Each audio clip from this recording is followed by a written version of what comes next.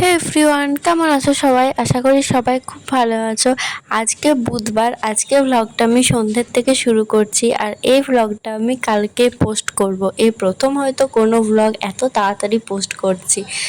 বিকেলে একটু রেডি হয়ে নিয়েছিলাম, একটু বাইরে যাওয়ার ছিল কিছু জিনিস কেনার জন্য। আমি নর্মাল বাইরে গেলে একদমই মেকআপ টেকআপ কিচ্ছু করি না, জাস্ট একটু ময়শ্চারাইজার আর আমার অল টাইম ফেভারিট পাউডার লাগিয়ে নিই, ব্যাস সেটাই যথেষ্ট। আর আজকে আবার এমন হয়েছে আমি লিপস্টিকটাও খুঁজে পাইনি, তার জন্য অবশেষে ভ্যাসলিন দিয়ে আমাকে কাজ চালাতে হয়েছিল।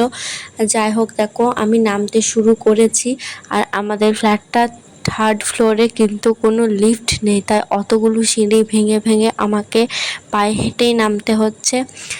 এটা অন্তিম ধাপ, জাস্ট এটা ফার্স্ট ফ্লোর, আর একটা ধাপ নামলেই কমপ্লিট। সিঁড়ি ওঠানামা করতে করতে আমার অর্ধেক ওজন কমে যাচ্ছে দিন দিন। যাই হোক, কিছু করার নেই, যখন নিজে ফ্ল্যাট কিনবো তখন লিফট দেওয়া ফ্ল্যাট কিনবো। দেখো বাইরে বার হয়ে গেছি, গেটটা খুলে বেরিয়ে গেলাম, আবার গেটটা লাগিয়েও দিলাম, না হলে আবার কিছু মানে এমনি রাস্তার কুকুর টুকুর ঢুকে গেলে আবার আমার নামে দোষ হবে। যাই হোক, দেখো আজকে বার হয়ে দেখছি রাস্তাটা কি ফাঁকা, তারপর মনে পড়লো আজকে তো বিশ্বকর্মা পুজোর বিসর্জন, তাই হয়তো এরম ফাঁকা। যাই হোক, যেটা কেনা ছিল সেটা তো পেলাম না, অন্য একটা জিনিস নিয়ে বাড়ি চলে এসেছি। আর বাড়ি উঠে খেতে বসে গেছি।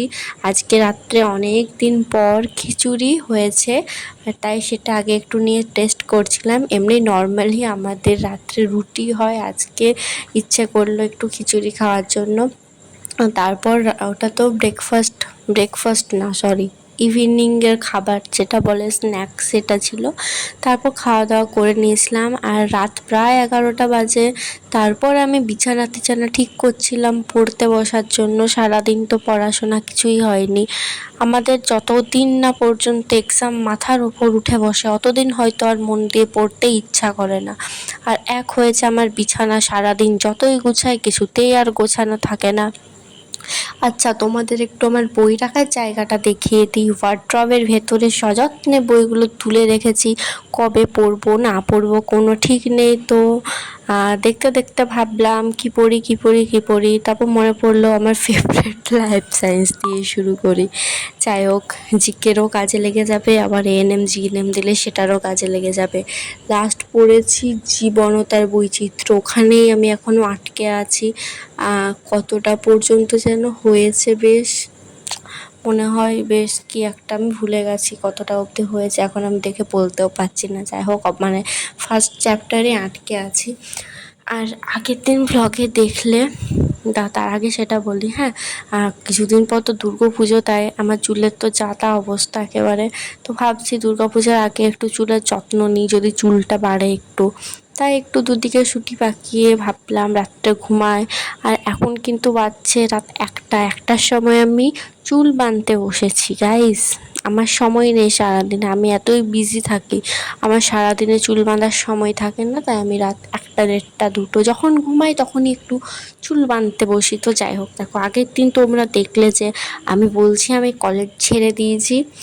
আসলে হ্যাঁ, আমরা না ভুল ট্রেনে উঠে গেলে যত পরের স্টেশনে যাব তত আমাদের ফিরে আসার রাস্তাটা জটিল হয়ে যায়। সেটা আমি 2 মাস না 1 মাসে বুঝে গেছি। 2 মাস হয়নি আমার, আমি নিয়েছিলাম বাংলা অনার্স।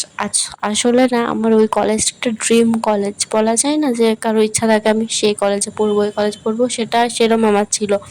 কিন্তু আমি যখন ওই কলেজে অন্য সাবজেক্টে চান্স পেলাম না, তখন আমি ভাবলাম আমি বাংলাতেই ভর্তি হই। কিন্তু তারপর যাওয়ার পর দেখছি না, আমার রক্তে রক্তে ইতিহাস মিশে আছে, বাংলাতে আমার পোষাচ্ছে না। তাই 1 মাস পর ওই কলেজটা ছেড়ে দিলাম।